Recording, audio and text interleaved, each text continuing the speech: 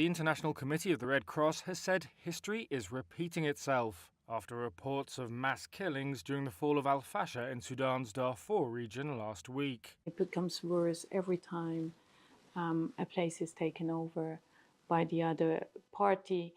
Mirjana Spoljaric was speaking after the Paramilitary Rapid Support Forces, or RSF, seized al-Fasher last week.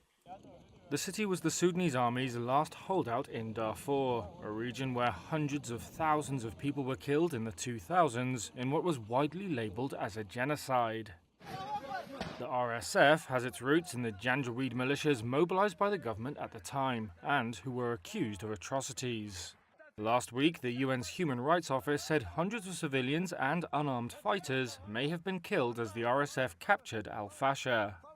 Witnesses have described RSF fighters separating men from women and children, with gunshots ringing out afterwards, though the RSF denies harming civilians.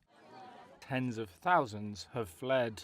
There are many tens of thousands more that we assume are still in al-Fasher and have no access to food, water, or medical assistance that they need very urgently. You have to bear in mind that most of the health system in Sudan has collapsed, and definitely not in Darfur. So whilst people are being wounded, there's no means to treat them.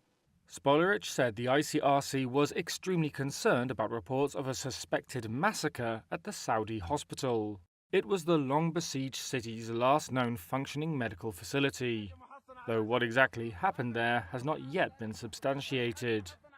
Spoljaric said ICRC staff in the nearby town Tawila had heard reports that people fleeing were sometimes collapsing and even dying out of exhaustion because of their wounds.